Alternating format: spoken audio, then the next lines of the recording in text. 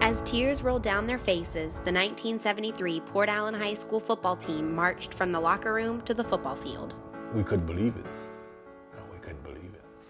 They didn't know how they would play the game, but as they stepped on the field, something unbelievable happened. 600 to 700 Port Allen fans.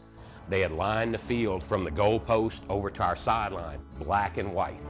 Everybody was crying, everybody was hugging, and that's the night that pretty much everything changed. Port Allen began integrating schools in 1969. Before that, Port Allen was for the white students and Conn High School was for the black students. But like at many other Southern schools, it was met with resistance. People carrying picket signs and, this, that, and the other. But despite the racial tension, former football coach Curtis Varnado knew that he could handle integration on his team. And I said, I'll tell you why. I said, because I'm going to expect the exact same thing out of them that I expect out of the whites. Before the 1973 football season began, Coach Varnado had a powerful message for his team. We don't have any black players on this football team, and we don't have any white football players on this team. Our color here is blue, and that's what we're going to have on this football team. With those words, they began to work together as a team. It was like a family.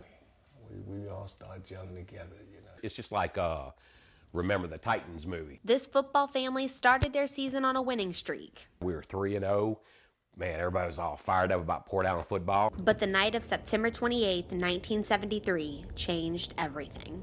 We get to the fourth game of the year. We're going to play Jackson High School. And so we're all sitting on the bus at 4 o'clock, dressed, ready to go. And we're missing Sherman Gray and Anderson Pierce. So we're all sitting there waiting on Sherman and Anderson. And I guess Coach Varnado must have got the news first. News that shocked everyone. In a hurry to get to the bus, starting players Sherman Gray and Anderson Pierce crashed into a cane truck near Placid Refinery, killing them instantly. We broke down in tears. We did. I thought, this got to be a sick joke. But it wasn't. Shortly after receiving the tragic news, the team was forced to make a decision. They said if we didn't come play the game, we would forfeit. So we went and played the game.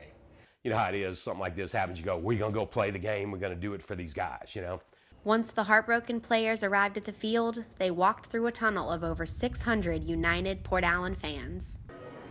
That was the first time, I think, that you had blacks and whites. They were holding hands and hugging. Everybody just felt that, God, this is going to bring everybody together. And it really did. The team played as well as they could that night. That night was the longest night. Was the longest game I ever played at Port Allen High. They had the jerseys on the fence when we were playing. Every time I looked around, it was those jerseys staring at us, They were supposed to be here with us, and they're not. Sadly, they lost that game and several others during the rest of the season. We started off 3-0. We ended up 5-5, so we kind of went into a little funk after all of that. But the next football season, they proved just how unstoppable they were. We used that as like the catalyst. We went 9-1, district champs for the first time in 30 years. Sherman Gray and Anderson Pierce, we were really playing for them. The deaths of Gray and Pierce not only inspired the team, but they eased the racial tension and united the community. Throughout that tragedy, it turned into something really good. That gap that was there, Anderson Pierce and Sherman Gray closed it. Yes, they did. And there's no greater win than that. Brooke Hotard, Tiger TV.